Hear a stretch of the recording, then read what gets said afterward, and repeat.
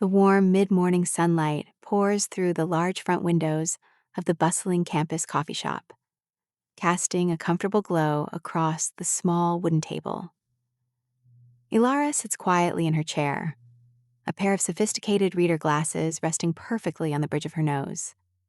She takes a slow, unhurried sip from her ceramic coffee mug, her focus locked entirely on the weathered, leather-bound diary resting open in front of her. The profound clarity she gained from reading her last entry still lingers in her mind, unexpectedly grounding her.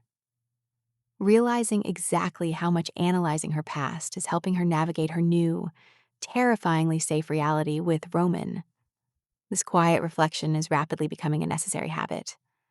Driven by a deep, searching curiosity, she smoothly turns the heavy page, diving even further into the memories of her 20s. This is exactly what the diary entry says. It happened again tonight. Another completely wasted evening with a guy who treats dating like a cheap, short-term lease.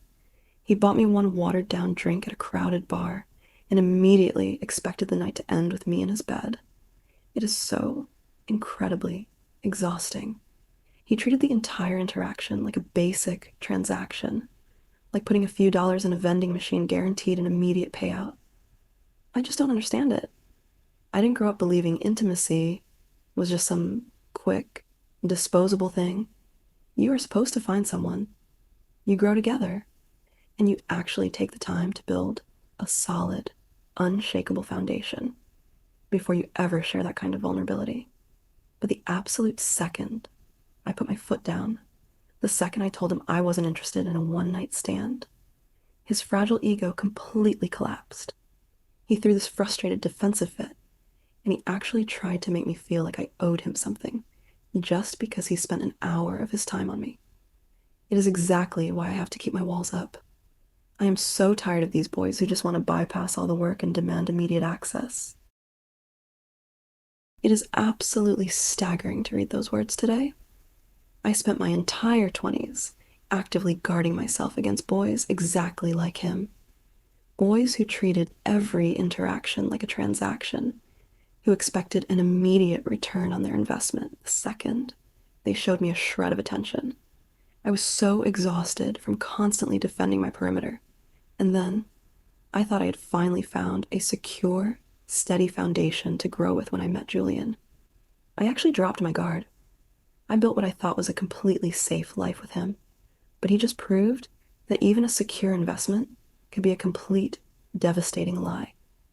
After he and Mara destroyed everything, I swore I was never dropping my walls again. I convinced myself that the exact moment you feel safe is the exact moment the ground gives way beneath you. But reading those frustrated college pages right now, the contrast with Roman is just breathtaking. When I finally lower my walls and admit how entirely exposed I feel, if it had been that kid from college, or honestly, almost any other man I've dated, he would have taken my vulnerability as an invitation to press the attack. He would have seen the fortress opening and demanded a payout. But Roman does the exact opposite.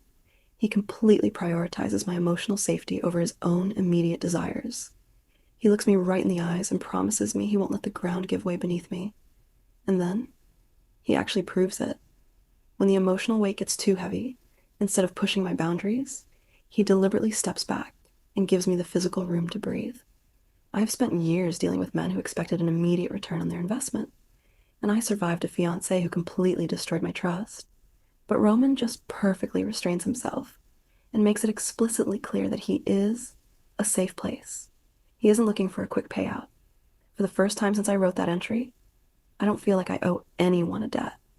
I just feel incredibly, profoundly safe.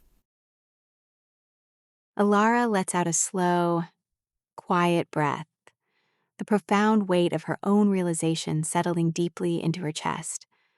She reaches up to gently pull her sophisticated reader glasses from her face, folding them neatly before resting her hand on the weathered leather cover of the diary.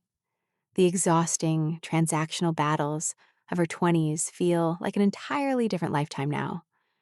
Closing the heavy journal with a soft, final thud, she gathers her things from the high-top wooden table, A warm, genuinely unguarded smile breaks across her face as she steps away from the quiet sanctuary and heads out of the sunlit coffee shop, carrying the absolute, unshakable certainty that she is finally safe.